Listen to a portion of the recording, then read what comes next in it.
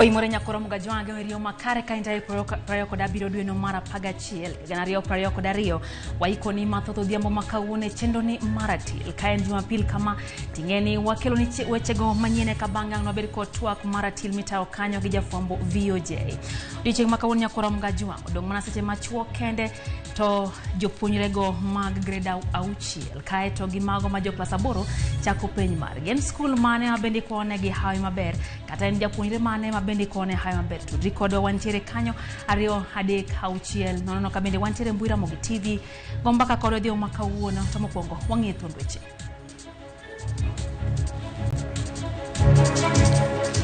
Omiyo wacho ni tich adek mabiro ni wadhi bedo gi bura Nairobi kuno ni Kamkunji grounds.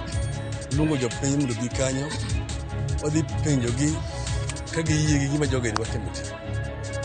Wasepenjo Nairobi, wapenjo Mombasa, wapenjo Nakuru, wapenjo Kisumu.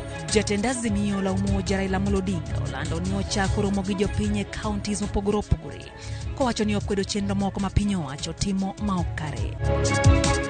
Hapo awali tuliamkia kanisani tukamweka Mola mbele na jinsi tulivyo saa hizi tumerejelea vipindi vya kawaida ili kuwaweka tu wanafunzi wetu katika hali ya mtihani. Jopuonjre koro kwano seche to gidonje penj margi mar grade mar auchiel KPSEA kod mano mar klas 8 KCPE. Wagomo sainya ne yudo matanga magengo to wakelo ujumbe mar city manager ni onge iko within the city area. Tend county ma Kisumu chungo familia moro ni kik ikwat gi aluora mar boma ma Kisumu kaluwore gi chik manyocho landi ewi iko mar maiti e boma no.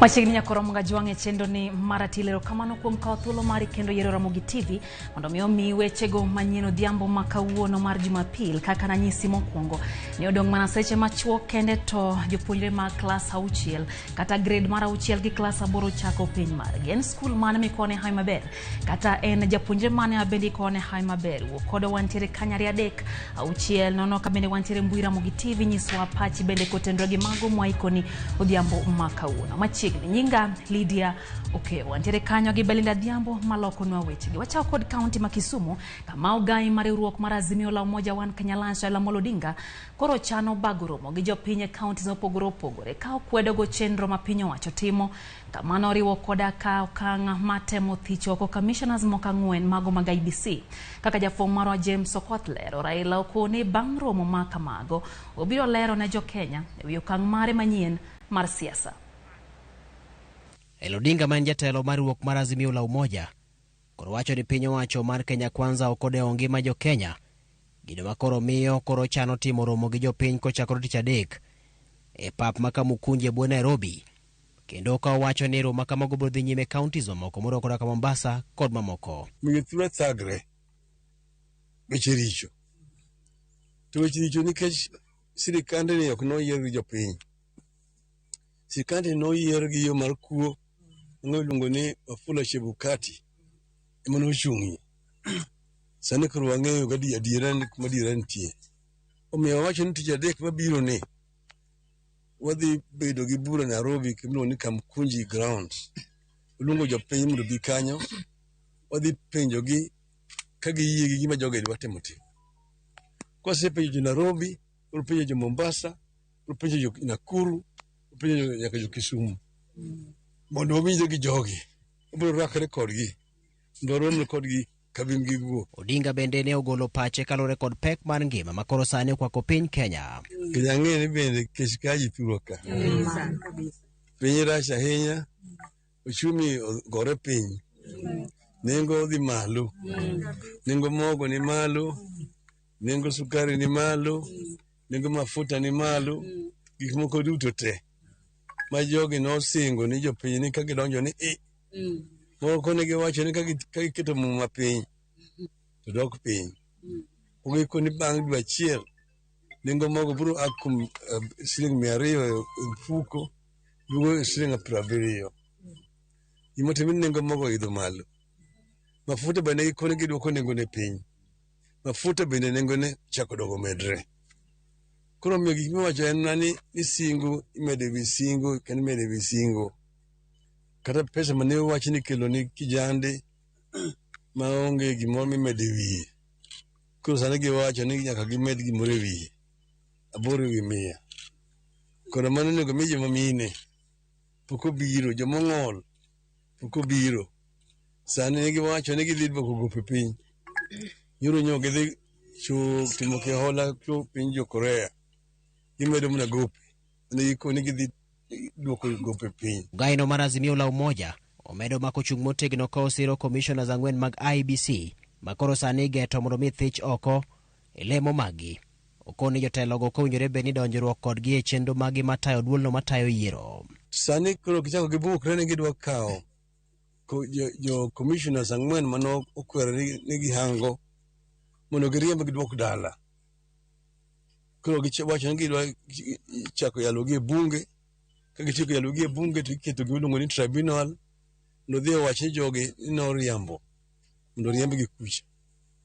Iluongo ni commission e rifarike ma ji tuge mar yiero. Omiyo ok nyal yie ni jok miluongo ni Kenya Kwanza ni mondo gidhi giket commission moro margi kendgi. Gin ging'iyo higa mar 2027. Ok odwa ng'iyo kod 2027. Raila bendo singo biro lero chal mar siasa ma pacho ka. Bang' kosetieko romo mage gi jopiny, kendo biro ng'iso oganda jo Kenya okang' machielo ma owinjore okaw. Nitie mang'eny manyiso sikoni ni abiro wacho nyime kanyo pok alos sani. Sani ok alos.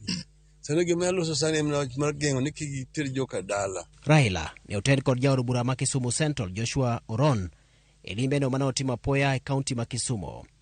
Ken Muga, Ramogi TV. Kora mogimano kano jachung' weche marwa Ken Muga kakelona wachno kotenre gi wach ma jatend Azimio Raila Amolo Odinga kaka ne wawacho mokuongo. Kata kamano kon mogo jang kwadhi mbele en jatenda piny Kenya William Ruto onyiso yie ni piny Kenya ni lai makare ma dongruok. Ruto wacho ma kano yuore lamo e kanisa ma Christ is the Answer Ministry sita mekadak makare ne buore Nairobi.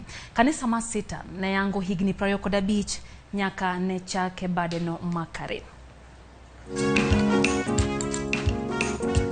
Elimbe mare kanisa mar Christ is the Answer Ministry. Jatend piny Kenya William Ruto goero kamano ne ute lamo ko jodolo kuom lamo ne piny Kenya e nyate kinde yiero mokalo.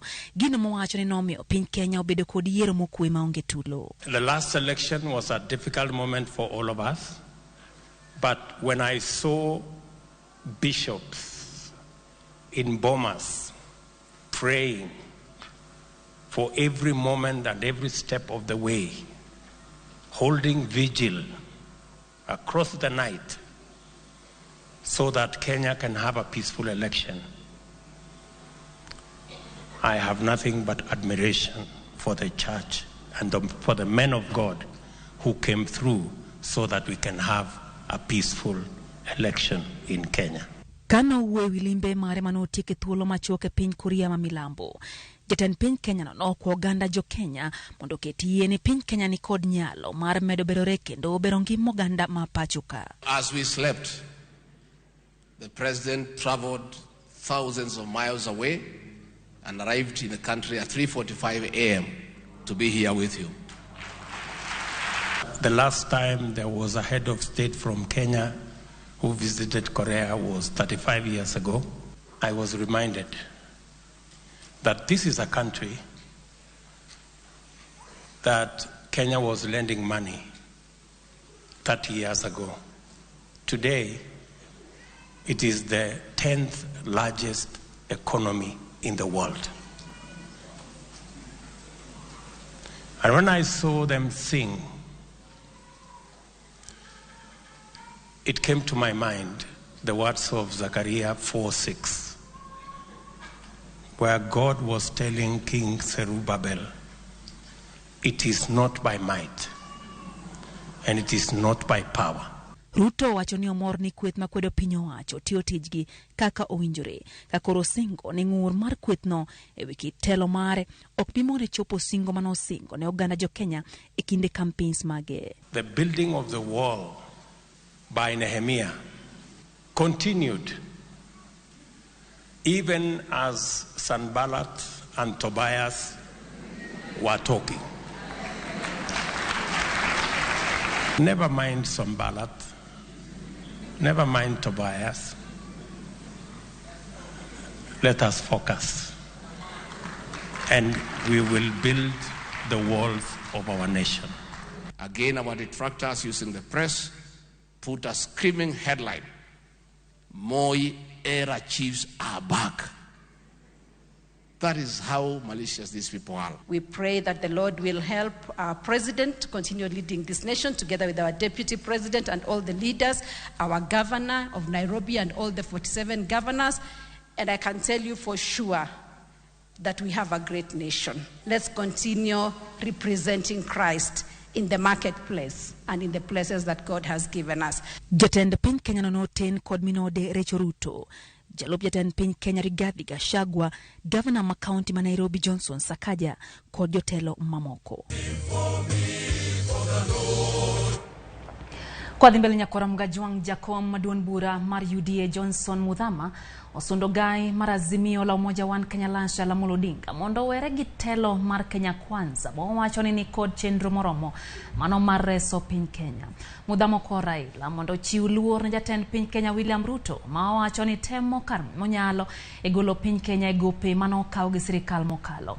Korka kor jasiasa Wilson Sosio no wacho ni sirikand Kenya Kwanza oikore ne kelo lokruok maduong' e sekta masomo ni maren kod jolony motelo ne rango chenro mar somo mar CBC kotelne kod jakom gi Rafael Munavu.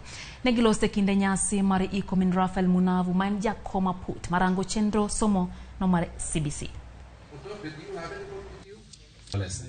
My name is Colin Sodote. Mimi nimesoma kwa cassette asubuhi saa 12:30 and I saw my brother I supported for 10 good years, Mheshimiwa Raila Amolo Odinga, saying he's going to call for mass action.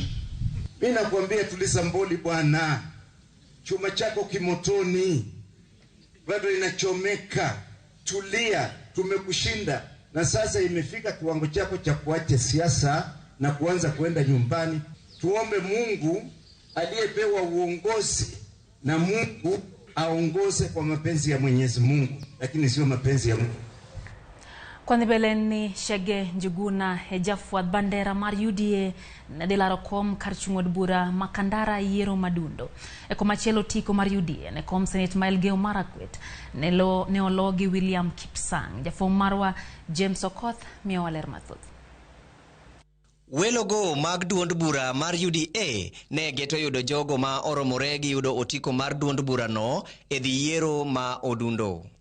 E county ma Elgeyo Marakwet, mane en jaod bura ma Marakwet West William Kisang ema obedo jaloch mar otiko mar UDA ne kom mar Senate mar county.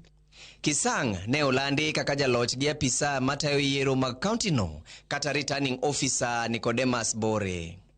E county ma Murang'a, Chege Njuguna oyudo ombulu 7,826 kendo olande kaka jaloch mar otiko mar UDA ne dhi laro kom kar chung od bura Makandara. Kwa ya haki na uhuru kusema kweli, isipokuwa ni ile matatizo tu kidogo tulipata asubuhi ile ya kuchelewesha ballot boxes, lakini zilifika tukaandaa uchaguzi ulikuwa wa kuaminika na watu wa Kandara mali wako watafurahia kujua ati leo siku ya leo wamechagua jamba ya wera. E county Magarissa, jatend migao mar jolweny Adan Duale ne olando ni osiro Major retired Deko Mohamed kaka jafuadh bandera mar UDA ne laro kom mar karchung od bura Magarissa Township. Duale ma oloso e nyim jodongo kod jotelo mag siasa mag gwengego ojiwo jogo ombulu mondo osir lwedo Deko ne lemono. Katika by election ya tarehe 5 mwezi wa Januari 2023, mimi nawaambia wakazi wa Garissa ambayo wamenichagua katika mara 4 na katika vyama ambaye tulikuwa na Mheshimiwa Rais, hii kiti tafadhali mujenge Mheshimiwa Deko. Deko yande olaro kom gavana Magarissa e yiero mokalo kendo ne obedo namba 3. Koro oikore mar piem kod Nasir Dolal mar UDM.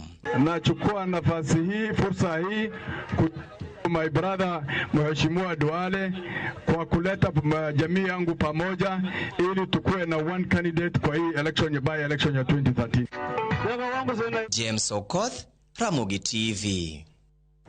Kumachielo ni ji abiriyo wal ne bede duol ma ochung'ne rango kaka ipogo menda mawuok e piny mowacho mano mamalo kadhi e piny owacho mag counties.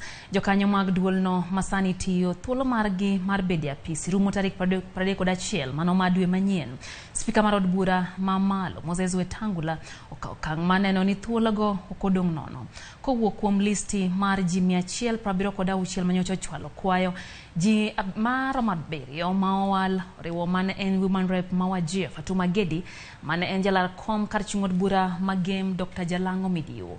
Jariogo duto owal gi kweth mar jod bura manok e od bura. E kweth mar jod bura mathoth jogo ma owal gin Benedict Mwasia Mutiso, Wilfred Koitameto Lekina, Jonas Misto Kuko, Dr. Isabel Nyambura Wayaki kod Hadija Ngai Juma. Jabiriogo ibiro dadho gi tarik 5 ma dwe mar 12 higani.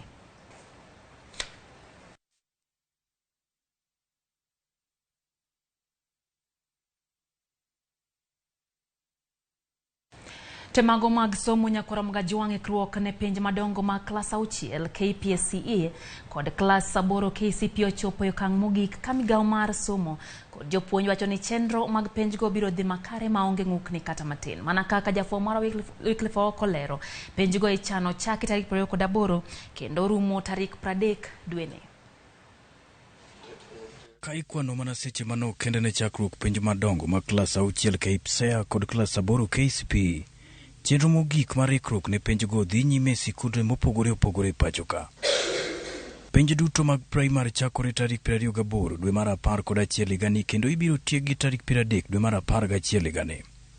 Penj mar klas 6 ma otisi kaka Kenya Primary School Education Assessment KPSCE biro bedo mokwongo kaluwore kod chenro mar somo mar CBC mabiro miyo jopuonjre go thuolo mar donjo e sikund sekondar ma adundo ma otisi kaka Junior Secondary School. Kaluwore gi duol mochung' ne penj NEC, penj mag klas 6 ibiro non kod mashinde ma otisi kaka Optical Mark Recognition kata OMR ka iyango ni jopuonj ok bi nono kata chiwo alama. Mashinde go iwacho ni kod teko mar nono tese 100 kata 200 dichiel, gino mabiro kawo kinde manok e kinde nono penj. Kwan jopuonjre mag klas 6 machano timo penj igani gin 1.3 penj ma biro ndiko historia e kalenda mar somo e thurka.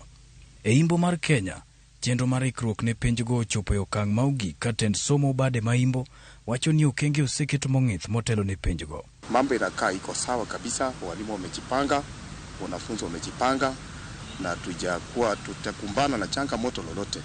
Tumesubiri tu kesho ifike alafu watoto wakalie mtihani. Sehemu za kusini huwa zinakuwa na matatizo wakati wa mvua. Ikiwa maji yatakuwa mengi, magari yanaweza kukwama na mambo kama hayo, lakini tumejitayarisha, tumeweka mikakati kiasi kwamba kukiwa kutakuwa na kukwama kwa magari, tutatumia matingatinga kuvuta na kutoa. Motenore kod penj go jonyuol mag jopuonjre klas 6 e sikund primary ma Kurati e kaunti ma Tana River obedo gi buok tok fwenyo ni nying jopuonjre go yande ondiki e sikund mopogore kod sikundgi ka giywak ni gino medo gi ting' mapek magikia kamoae. Tumeshtukia kwamba tumeambia watoto wetu wamerejistiwa chini ya Bangale ambayo shule yetu Abakar Academy, na sisi kama wazazi hapa kidogo tumetishika. Vile mnavyojua hali ya uchumi ndio hiyo, kutoka Korati mpaka Madogo ni kilomita 55, kutoka Madogo mpaka Bangale ni 80, yote ni kilo 135. It was too late ndio mimi nigundue kwamba kuna makosa. Nilipogundua kwamba hata mtihani ulikuwa umeshakuja uko kwenye container ya Bangal. Kwa hivyo sasa ikabidi tuongee na wazazi, niwabembeleze, tuelewane kwamba tupeleke tu watoto. Penj maiga ni geno ni biro duoko kalenda mar somo e lai mana kaka e kinde machon kata mokwongo chan tarik 23 dwe mar 1 higa manyien. Wycliffe Okolero, Ramogi TV. Kwa keto tenge mag motendre kod somo nyakora mgajuang pani na nyisi kanyo ni nyiswani into nyigi nyithindo mage mabende konegi hawi maber kata school man. Bende kwa dhi mbele wadhi nyaka dhwad na mchumbi kama jatend migao majotije piny owacho kod kit chwech Aisha Jumwa ogolo chik ne obila e county ma Kilifi mondo ndhe nyithindo mathoro yuore ngolo mithoro bagi liete county no mong'ere kaka disco matanga. Jumwa wacho ni nyasi makamago thoro miyo nyithindo manyiri mako iye ma ohiu kabende koro kwa jonyuol mondo rit nyithindgi mondo kika kata giwek yuore nyasi go. Jumwa ne wuoye nyasi mar Kitayanga ndalo 16 makedo kod lwenje mag kit chwech e county ma Kilifi.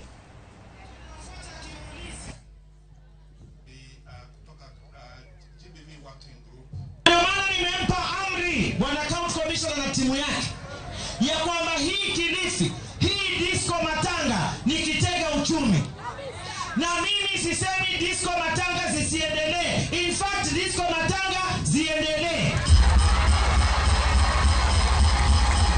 Lakini polisi mufanye kazi yenu. Mtoto wa chini ya miaka 18 akionekana kwa disco matanga, tunamshika ili mzazi wake akuje, tushike mzazi tuweke ndani. Ni kweli ama si kweli? Na mimi Bwana County Commissioner na timu yako, hii Kilifi nataka nipate results.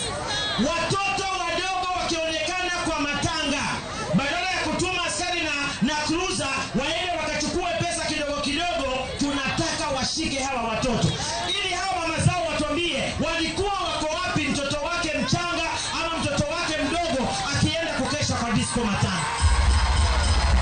Lazima tuweke hapa watu kama 3 4 hapa Kilifi prison hapa. Hawa wazazi ndio hao, wengine wote watafuata mtindo, si ndio? Hai, nyakora mugajuang parne mano en jaten migao, koren jaten migao mar Kenya msima, omiyo ka jo law thum ma Kisumo gi Homa Bay. Migori nyaka koro bed motang nikech nokanyo ka chik diket mager mokala inya na nyithindo go manyiri abende kore dwaro ni mondo dhi mbele gi sombgi e yo makare. Enthuolo amedo koyo matinya kwa magajong tendo ni maratil amedo kelo ni weche go manyien na penji kacha ne en school mane kata japuonjre mane abende kwaone hawi maber no kanyo kaka to mar madhenge kato wacho no kwayo hawi maber ne skunde mano some nyatindo primary kod secondary okone gi hawi maber. Neno kanyo ka wacho ni ntiere na kuru Jona Pidi wacho ni en bende Embakasi kendo Ramogi TV chope yo makare okwayo hana bende nyithindo duto matimo penj go kochakre grade 6 kata grade mar 6 nyaka class 8.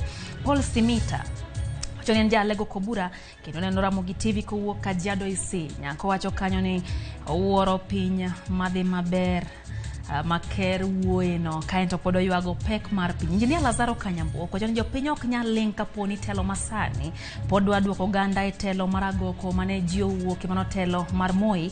Wacho ni nyaka koro warita freedom kata mana wacho kanyo ni uhuru mane wakedo ne ahinya. Omiyo wacho ni kata kamano kwa mabene Kisumu Union Primary School kaya mano head teacher kanyo kata jatend school no en Eric Nyambuok okuonegi hawi maber en kanyo Kariobangi sechegi. Maemba Victor kantiere Sindo Ramogi TV chopo ni e makare Nani Moseso bende wacho ni ntiere kodwa e chenro Beri Lakinyi kaen Kisumu kanyo wacho ni en bende en kodwa ka Wood Jagero bende wacho ni Usare Village Ramogi chope yo makare kanyo Kisumu West constituency kwa bende nyithi Usare, nyithi Lisuka, nyithi Rota, Ongalo kod Nyawara.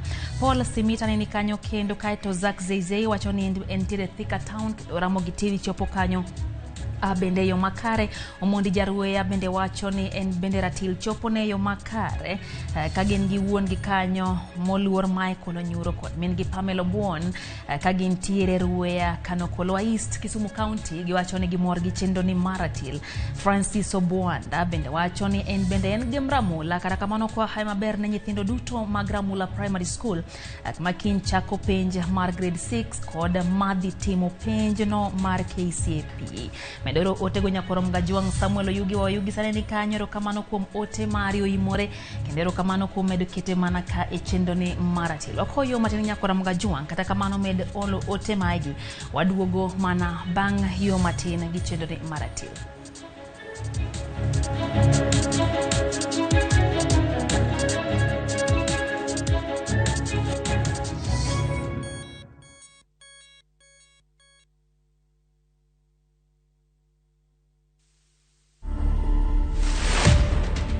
Who is Diana? I'm the firstborn in my family in a family of 5. My dad was a cop. My mother was a teacher. Our home was basically serikali. You've gone through the teen years alone. Character development, hiyo ilikuwa ya kwanza sasa. Is one. People need to know that the Diana on radio, the Diana on the newspaper, the Diana on the socials, especially on Facebook, and now Diana kwa ground. Those are very different people. To watch this story and more, download the Citizen Digital app today. Kenya's #1 app, Citizen Digital.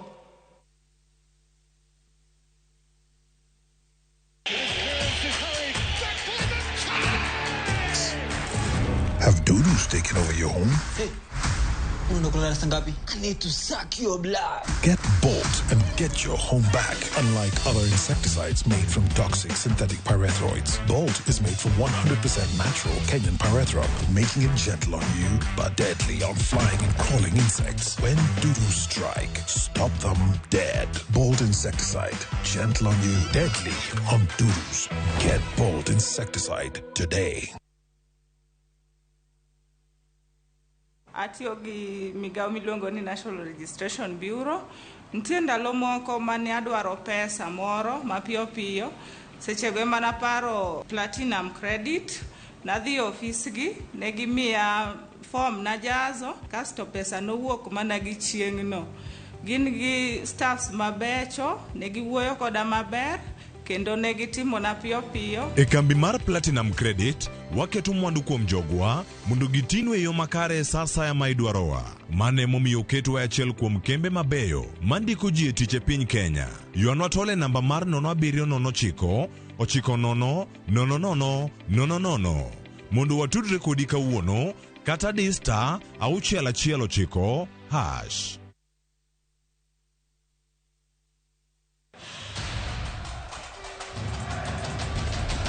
It's time for the greatest football stage in the world. Hapa Shabiki.com tunakuletea the Qatar Jackpot. Rahisi sana.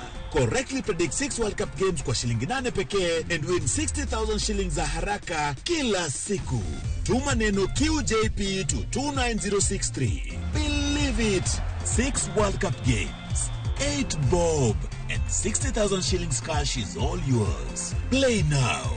Strictly not for persons under the age of 18. Betting can be addictive. Play responsibly. Shabiki.com is authorized and regulated by the BCLB. License number 416. Shabiki.com.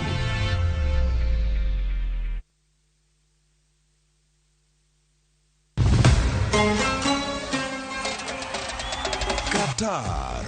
Piny Kingi, Sheikh Tamim Hamad Al Thani. Timbe 32 rakore ka wenge gi giketo e okombe adhula mar nyadhi e piny mangima. World Cup. Obiro bedo tim mar Brazil, France, kose achiel kuom pinje Afrika. En mabiro kelo okombe no kuom thuolo mokwongo. Adhula ogoyo tach. Kete mana e kuku World Cup, wuok tich nyaka tich abich. Saa 7:30 odiechieng'. E Ramogi TV, Citizen Digital, to kod View Sasa.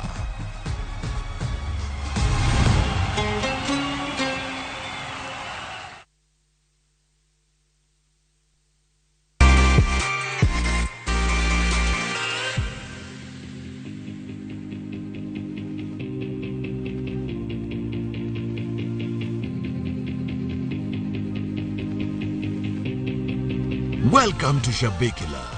Play Shabiki Virtuals on Shabiki.com for a chance to win huge cash prizes from low stakes. Shabiki.com.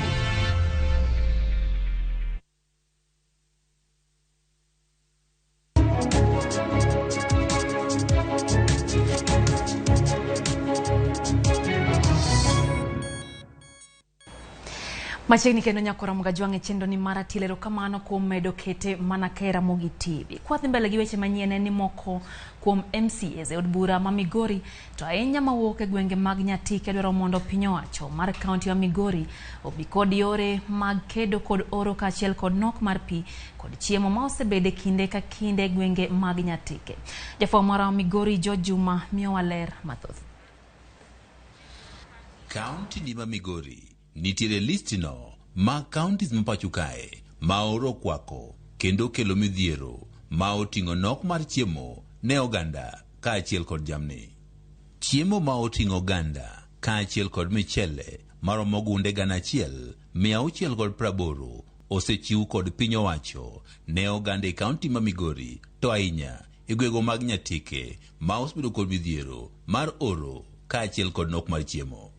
Chiwo kony mar chiemo ni koro osekelo paro mopogore opogore ka owuok kuom oganda kaachiel kod josiasa e kaunti ma Migori. We have people who once in a while have to depend on food aid.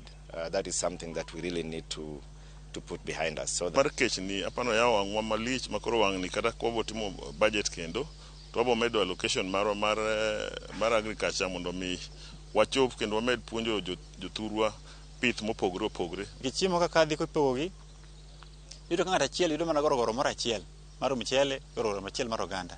Money is not enough. Moko kuom MCS e kaunti ni ma Migori to ahinya magoeko mawuok e gwego mag Nyatike osekawo okang' mar ng'eyo makare ma inyalo golgo chiemo moromo kaachiel kod duoko piny midhiero ma ikelo kod oro e gwego mag Nyatike. Wakwayo ni mondo mi the Department mar Water gi Agriculture gitem matek mondo mi gikuny water pans, yepe madongo dongo e kuonde ma pi nyalo yubede manyalo kano pi. Mondo situation motimore kar kani pigo nyalo timo ti kodgi namba 1 issues mag irrigation manyalo miyo bedo gi chiemo maber. Wasebet gi shida mar drought, wan gi chiemo matin, jowa sandore, jamni magwa chandore, pi osebet maonge. Giwacho ni gwego mag Nyatike nitiere kod lowo momiyo kabende ka inyalo jiw wechego mag puro yono makare to ng'at moro amora manya ywago kech. Kech nitie gik mwapuro mamiyo kata samoro wan gi loto kwa yud cham, gik machalo ndawa, sani apano chopo sama gik machalo ndawa ne wawe wapidh gik machalo oganda manyak piyo kendo konyo jopiny to kendo ok cham pesa nikech tuoche mang'eny koro bedo maonge. We are looking at the whole array of interventions that will make sure that then we bring up the food production systems in those areas. Sub-county ma Nyatike nitiere kod kar pur maongere kaka lower kuj irrigation scheme magedo mare osir kod piny owacho mamalo kod omenda maromo bilion 4. Oganda kaachiel kod josiasa wacho midhiero mathoth koro pod okwako kar purni kabende memomiyo chiemo moromo koro ok nyal wuok e gwego mag Nyatike. The issues, a bit of technicalities in Ayego, but this is an issue that we have to really sit down jointly between the county government and the National Irrigation Authority. So we do issues maintain in terms of management of the irrigation board. Though gisani to tiyo maintain to one gimachando akode R2. The cost mar farm implement, the farm inputs is so high. Chike mapacho kae oketo wechego mag pur e lwet counties kabende oganda e kaunti ma Migori dwaro mondo piny owacho mar kaunti ma Migori koro kaw okang' man wechego mag pur koro ting' malo e kaunti ni.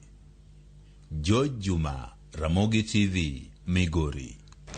Kawaya Migori nyako Ramogi wang'ateri nyake kaunti ma Kisumu kama attend kaunti ma Kisumu kokale a peace manager mar bomano Balawanga no tima pedha Otieno Manyoro kendo chungo liel manyo dhi nyime. Anyuola mar mosenindo ne ochano iko odiochieng' ma kawuono kendo nyogi dhi nyime gi timo arita kala mano kaluwore gi chik mar bomano onge ik moro amora mabiro timore e boma ma kamano mak mana kuonde moket tenge mago mag iko jogo ma osenindo.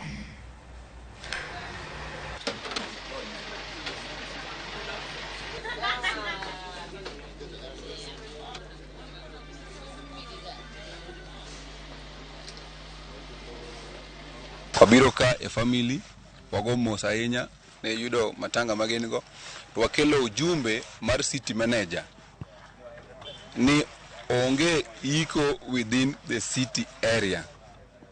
Mana en message mowuok from the city manager. Okwamako anything here. Koro modong ginyalo manyo city manager or offices moko go mondo megidhi gi discuss. City manager wacho ni onge iko moro amora mabiro timre within the city no wajen chik mano sakal. Kapod wan mane kaunti no ma Kisumu, rawere mathoth ne ndiko weche motenre gi siasa kod telo ahinya to yore mbui e kaunti ma Kisumu. Kawuono romo mondo gilos bura mabiro kelo gi kanyakla kendo mano mabiro konyo gi chwalo ratichgi matie lwasi makare. Gisebedo gi ng'ur kinde ka kinde kaluwore gi kaka moko kuom josiasa tiyo kodgi, ka moko kuom gi bende buogo ngimagi. Gigeno tiyo kanyakla e bwo buchgi no, mano maneno ni gibero arita kod lwasi margi mar tich. Nyocha wan gi chandruok mang'eny, wan jondiko kendo josiasa manyo wandi mondo wandik negi, mondo waland ne jopiny gima gin. Tiyudo ka josiasa gi ng'enygi ok gidwa kata ni wasign gimoro miluongo gi dho ngere ni contract. Nikech ging'e ni kwandiko contract to wanyalo dwaro mang'eny kuomgi. Koro gidwa ni wan wandik negi, tek ni giseyudo gima giyudo no. Chandruok mar ariyo en ni jasiasa koseyudo, kisendiko ne setiyo ne matek, koseyudo gireno, to wiye wil kodi. Wiye wil kodi kabisa nyaka koro kochopo kata bang' higni 4-5 eko dwa chako manyi. Ibo yudo ka nitie kata one of the bloggers manobedo threaten, to gik makamago mwadwaro ni mondo wa come up with a solution. Nekech kwariwore kanyakla kendo kwabedo together, to kata ka ni winjo ka wadumore datim ne physical attack, tinyalo miye tip ni bwana obedo kama. Ka wabedo kamoro achiel mwawinjore ni mae gima wadwa timo, to wabiro bedo gi hera e kindwa kaka bloggers, to onge blogger mabiro dhi attack wadgi, onge blogger mabiro yanyo wadgi, onge blogger mabiro bet ni seche ma ng'ato manyo hakine kata mondo jasiasa omiye gima nochike, to itiyo gi blogger machielo mondo mi obed suppressed.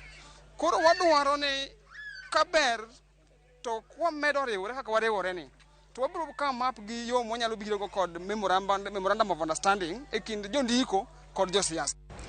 Ramogi ntolna bende wachako kwa yo machielo kata kamano kapok wadhi e yoro na nyisi kanyo ni nyiswa ni to into en school mana mikone hai maber kata japuonjre mane. Isanjili Lusava wachono kone school mar Mwandisha primary school hai maber e pinjino mabende chako odiochieng' no makinyi. Morino Jode wachoni entire Naivasha kendo Ramogi TV chope yo makare. Onguka Calvins wachono kone Nyandema primary school mawuok Homa Bay County e Rangwe constituency hawi maber. Aneno kanyo William Oriema bende wachono kwa hai maber ne Nyabera primary school. Sauke mar Osiri wachoni en bende kone Osiri primary school kod Mustard Seed school hai maber e pinjno. Larix Mado bende wachoni en bende kwa hai maber ne Godagulu primary school. Ka bende Julius Okeyo Jamfangano wachoni eno kwa hai maber ne nyithinde Victor Okinyi gi Mary Adhiambo duto mabende dhi timo KCPE. Nano kanyo ka Nelly Brown nyisowani en bentire kod Weche ndo Tieno Billy kawuoka Wagwe Kobiero wacho kanyo ni hai maber okone nyithindo masomo Wagwe primary school penjno mar KCP. Nancy Akinyi Ouko bende wacho ni intiere Bondo dala kendo Ramogi TV chopo Bondo yo makare. Awilo KE wacho ni en bende Ben Bondo kendo kone skunde miluongo ni Gobey hai maber e penjno mabiro. Nyakora Mgajuang med oro ote mag nyiswani into en japuonjre mane kata school mane mikone hai maber wadhi yo matin kata kamano kwa waduogo koda weche mathoth. Mary We awacho kanyo nyaminu Sandra timo KCP kendo moro kode kone hai maber ka bende Lydia Nyakuguta wacho ni en bende ratil pokno bae kevoja koyugi okone Godagulu primary school hai makare. Brother Kuku George kantiere Thimlicho Inga Migori County wachoni oro kod kech to nego wat kata kamano do okwa jotend Migori County ne riwruok e teko gibi kanyakla mondo gikonyo ganda to sechego bende okone Thimlich primary school hai maber e penjno mabiro. Adhi yo matinya kwa Ramogi Juang kata kamano bendiko na wantie kanyo Ramogi TV e Facebook live kaito bende wantiere kanye Twitter kachiel gi YouTube nyalo wechego manyien. Wakayo matinya kata kamano kwa duogo pod wantiere kod weche mathoth bang' yoni. Kete mana kai Ramogi TV chenro en ratil.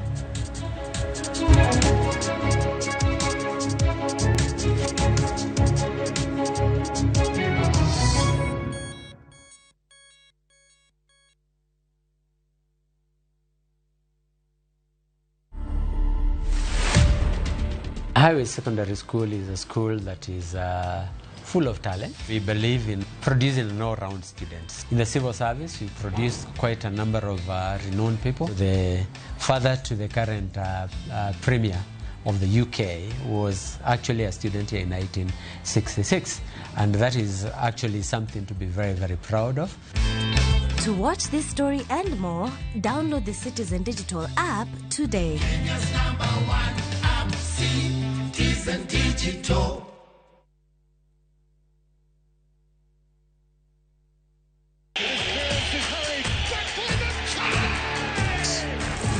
Have doodles taken over your home? Hey, I need to suck your blood. Get Bolt and get your home back. Unlike other insecticides made from toxic synthetic pyrethroids, Bolt is made from 100% natural Kenyan pyrethrum, making it gentle on you but deadly on flying and crawling insects. When doodles strike, stop them dead. Bolt insecticide, gentle on you, deadly on doodles. Get Bolt insecticide today.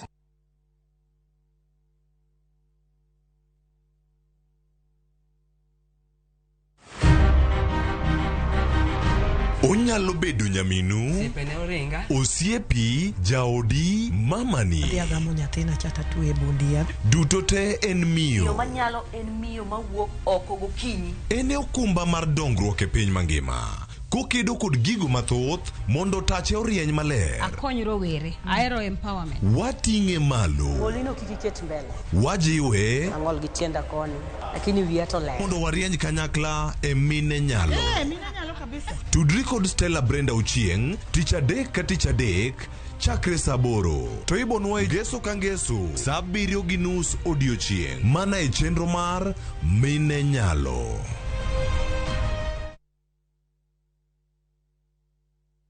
Platinum ni waere kabisa. Okonyowa.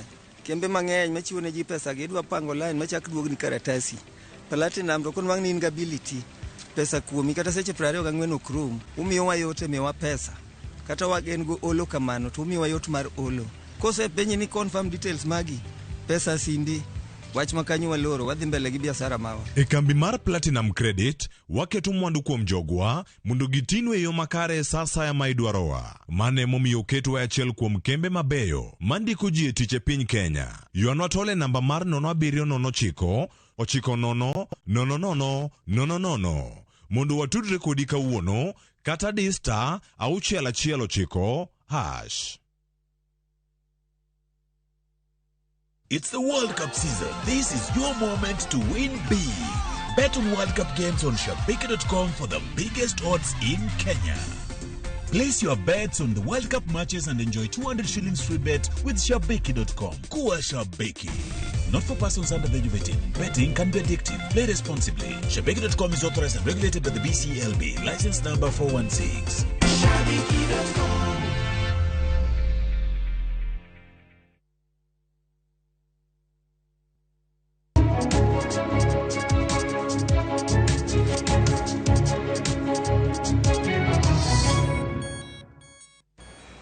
Machiegni kendo nyakoro mga jongero kamano kuom medo kete mana ka RAMOGI TV. Kwa dhi mbele ni chenro mag thiro weche mag njore.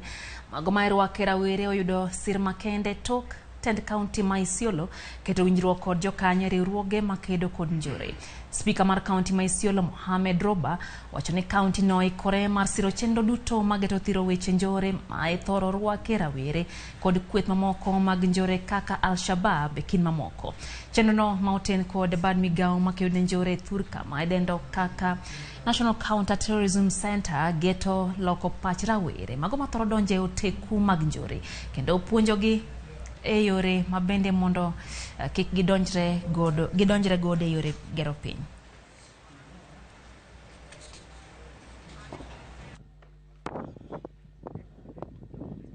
At some point, the whole government was focused to Isiolo because of the number of youth which were recruited by terrorist organizations like Al-Shabaab. And in the process, many innocent, members of the community were also unfairly targeted in the process.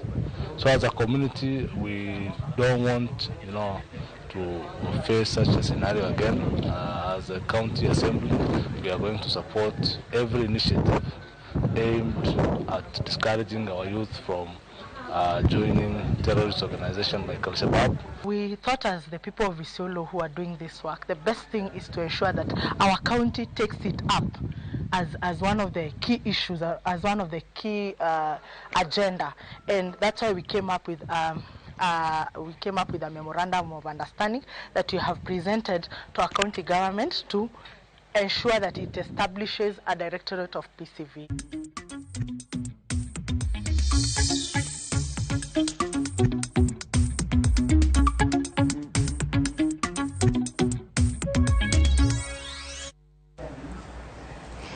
Mago hala nyakora mgajuang jaten migao marlimbe Penina Malonza na hotelo nerwako meli mutingo jowuoth manogo e wath ma Mombasa igni ariyo nyaka ne chungu wuodhe mag meli e pachoka kalore gi midhiero mar COVID-19. Meli no mano tingo jowuoth makwan giromo 800 no bedo meli mokwongo tik ma okwongo chope dho wadno kanorwake gi mor kod jodito mag sekta mar limbe. Jotim limbe onyiso mor mokalo kuom chope piny Kenya kagin kod geno opogore kindegi e kinde mabende koro gidhi bedo e thurka.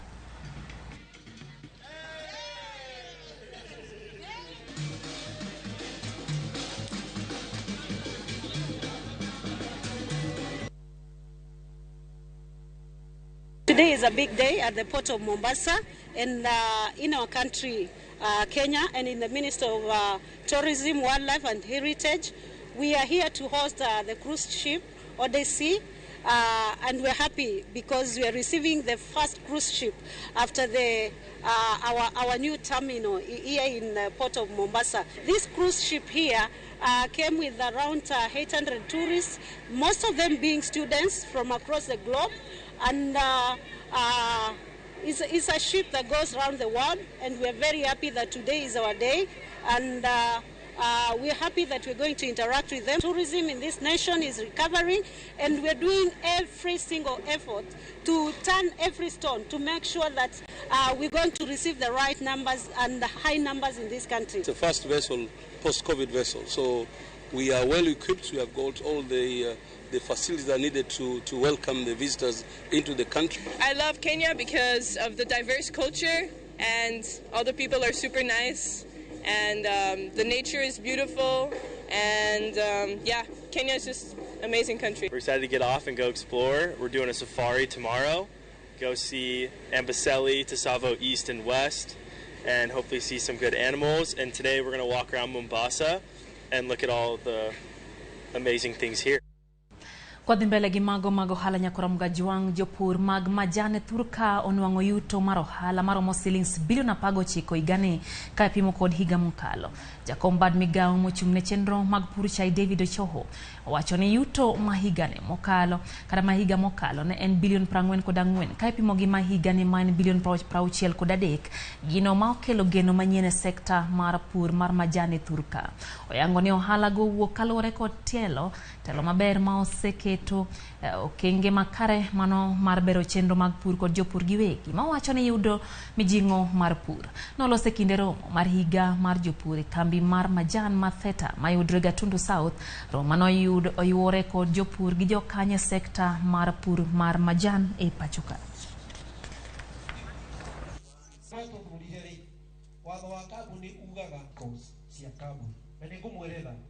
So the only thing we've done mainly is to make sure that we are running the factories efficiently. We were losing a lot of money in energy, fuel, labor, and what we've done is to make that, to optimize labor use, energy uses, where we are going to look for new markets. And the new markets are going to make sure that now we expand the existing markets, and that means that we're going to get more demand for our tea, and we're also going to value add. Pesa yetu imetoka kutoka ila 1.3 billion mwaka ulioisha na sasa tumehit 2.1 billion.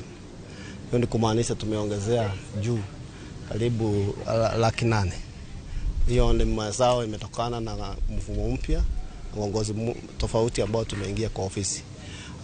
Jukumu kuu ikiwa ni kuangalia kwamba hakikisha tumepunguza the cost. Umesikia post tumepunguza up to 40 million tumesave in terms of cost ambao tunatumika kwa factory.